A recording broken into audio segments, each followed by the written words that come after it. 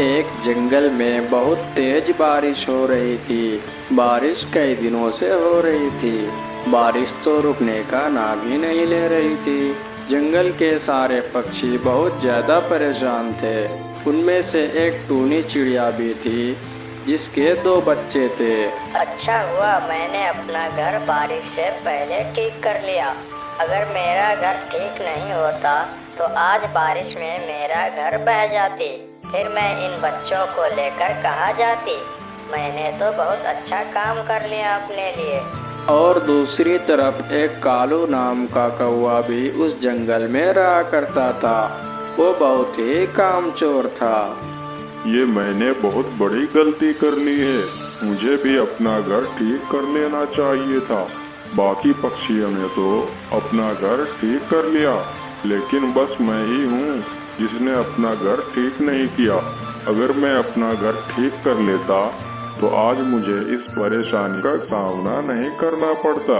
मुझे डर है कि कहीं मेरा घर बारिश में नीचे ना गिर जाए। उसके बाद अगले ही दिन बारिश तो अभी रुकी हुई है। ऐसा करती हूँ, बाहर जाकर कुछ भोजन लेकर आती हूँ। कहीं अगर दोबारा बारिश आ गई तो मेरे इन बच्चों को भूखा ही सोना पड़ेगा। मैं जल्दी से जाकर भोजन लेकर आती हूँ। देखो बच्चों, मैं भोजन लेने जा रही हूँ। तुम दोनों घर से कहीं मत जाना।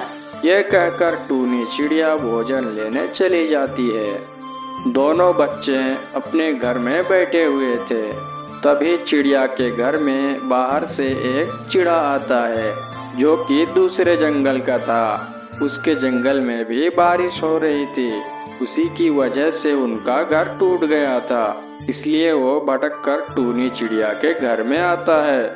अरे भाई, ये घर तो देखने में बहुत सुंदर लग रहा है। ऐसा करता हूँ कि अब मैं इसी घर में रहा करूँगा। और मुझे तो लग रहा है कि इस घर में कोई नहीं रहता होगा। अब तो मैं इसी घर में ही रहूँगा। यह कहकर चिड़ा घर के अंदर आता है और चिड़ा देखता है कि वहाँ दो बच्चे अंदर सोए हुए हैं। यह देखकर चिड़ा कहता है, अरे, मैं तो समझा था कि इस घर में कोई नहीं होगा, लेकिन यहाँ तो किसी चिड़िया के बच्चे सोए हैं। लगता है कि यह किसी चिड़िया का घर होगा। मैं एक काम करता हूँ, यहीं बैठकर चिड़िया के आने का इंतजार करता हूँ। क्या पता वो हमें इस घर में कुछ दिनों के लिए रहने दे। फिर जब बारिश का मौसम खत्म होगा तो मैं अपने लिए घर का इंतजाम कर लूँगा। यह कहकर वो चिड़ा वहाँ बैठकर टूनी चिड़िया का इंतजार करने लगता है। लेकिन दूसरी तरफ टूनी चिड़िया भोजन लेकर वापस आती है। तब तक वो चिड़ा कहीं बाहर गया हुआ था। अब तो मैं बहुत ही ज्यादा थक गई हूँ। जो भी मैं खाने के लिए लाई हूँ उसी से मेरा कुछ दिन आराम से बीत जाएगा। अब मुझे बहुत ज्यादा खुशी हो रही है क्योंकि मेरा जो काम रुका हुआ था वो काम पूरा हो गया है। अब तो मुझे कोई दिक्कत परेशानी नहीं होगी। अब तो मैं इन बच्चों को लेकर आराम से अपने घर में ही रहूंगी। कुछ दिनों में ये बारिश का मौसम भी चला जाएगा, फिर किसी चीज की दिक्कत नहीं होगी। इतना कहकर टूनी चिड़िया आराम से बैठ जाती है। तभी थोड़ी देर बाद वो चिड़ा टूनी चिड़िया के घर में घुस जाता है। तुम कौन हो और यहाँ क्या करने आए हो? अरे चिड़िया बहन, मैं यहाँ कुछ ही देर पहले आया था। दरअसल बात यह है कि मैं दूसरे जंगल से आया हूँ क्योंकि मेरा घर बारिश की वजह से टूट गई है। इसलिए मैं वहाँ से भागकर आपके घर में आया हूँ। क्या आप मुझे कुछ दिनों के लिए अपने घर में रहने दोगे? अच्छा, तो ये बात है। ठीक है, जब तक तुम्हें एक नया घर ना मिल जाए तब तक तुम मेरे घर में आराम से रह सकते हो। आपका बहुत बहुत धन्यवाद चिड़िया बहन। लेकिन उसी रात जंगल में बहुत तेज बारिश शुरू हो जाती है, जिसके कारण कालू कौवे का पूरा घर हिलने लगता है। और वो कालू कौवा ऐसे घर को हिलता हुआ देखकर बहुत ज्यादा डर जाता है। अरे, ये क्या हो रहा है? मेरे घर को इतनी तेज तेज क्यों हिल रहा है? लगता है कहीं ये टूट ना जाए। मुझे जल्दी इस घर से बाहर निकलना पड़ेगा। नहीं तो मैं इसके नीचे दबकर मर जाऊंगा। चलो चलो जल्दी से बाहर चलता हूँ। और फिर जैसे ही कालू कौवा घर के बाहर आता है तभी उसका घर नीचे गिर जाता है। कालू कौवा तो शुक्र मना रहा था। हे भगवान, बच गया। आज तो मैं मरते मरते बचा हूँ। अगर मैं समय पर घर से बाहर न आता तो आज मैं मर ही जाता। अच्छा किया मैंने जो घर से बाहर आ गया। लेकिन अब मेरे पास मेरा घर नहीं रहा। अब तो एक ही काम करना पड़ेगा, सुबह जाकर टूनी के घर में ही रहना पड़ेगा।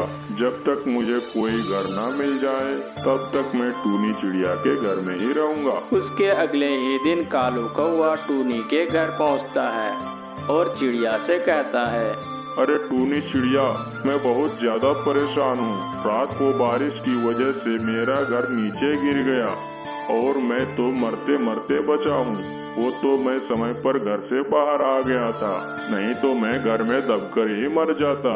लेकिन मेरा घर तो पूरा तहस नहस हो गया। क्या मैं कुछ दिन तुम्हारे घर में रह सकता हूँ? देखो कालू भैया, मेरी बात का बुरा मत मानना, क्योंकि मेरे घर में पहले से ही एक दूसरे जंगल से पक्षी आया हुआ है। मेरा घर इतना मजबूत भी नहीं है कि हम सब पक्षियों का वजन संभाल सके। इसीलिए तुम किसी और के यहाँ चले जाओ। कोई ना कोई तुम्हें कुछ दिन के लिए अपने घर में जरूर रख लेगा। लेकिन मेरी बात का बिल्कुल भी बुरा मत मानना, मेरी भी मजबूरी है, नहीं तो मैं तुम्हें अपने घर में जरूर रख लेती। चिड़िया की इतनी बात सुनकर कालू कौवा वहाँ से चला जाता है। इस टूनी चिड़िया को तो मैं बताऊंगा। दूसरे जंगल के पक्षियों को एकदम अपने घर में रख लेती है, लेकिन जो पड़ोसी होते हैं उनके काम नहीं आती। इसको तो मैं ऐसा सबक सिखाऊंगा कि पूरी जिंदगी भर मुझे नहीं भूल पाएगी। कल रात को मैं इसको अच्छा सबक सिखाऊंगा। उसके अगले ही दिन जब रात हो जाती है तब कालू कौवा जाकर टूनी चिड़िया के घर को तेजी तेजी से हिलाने लगता है। चिड़िया और उनके बच्चे घर के अंदर ही थी। अरे ये घर क्यों हिल रहा है? मुझे इन बच्चों को लेकर जल्दी यहाँ से निकलना होगा। तभी वो चिड़ा और चिड़िया अपने बच्चों को लेकर घर से निकल जाते हैं और बाहर जमीन पर आकर बैठ जाती है।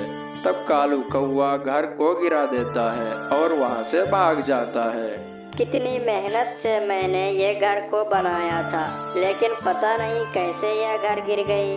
मेरी सारी मेहनत बेकार हो गई। मेरी तो कुछ समझ में नहीं आ रहा। अब करूँ तो करूँ क्या? है भगवान, ये मेरे साथ क्या हो गया? अब मैं क्या करूँ? मुझे तो कुछ समझ नहीं आ रहा, लेकिन मुझे कुछ ना कुछ तो करना ही होगा। मैं तो घर के बिना नहीं रह सकती। ऐसा करती हूँ, कुछ दिनों के बाद एक सुंदर सा घर बनाऊंगी मैं। उसके कुछ ही दिनों बाद टूनी चिड़िया एक बहुत ही सुंदर घर बना लेती है और खुशी खुशी अपने नए घर में रहने लगते हैं। और वो कालू कौवा उस जंगल में जगह जगह भटकता फिर रहा था। अब उसके पास कोई घर भी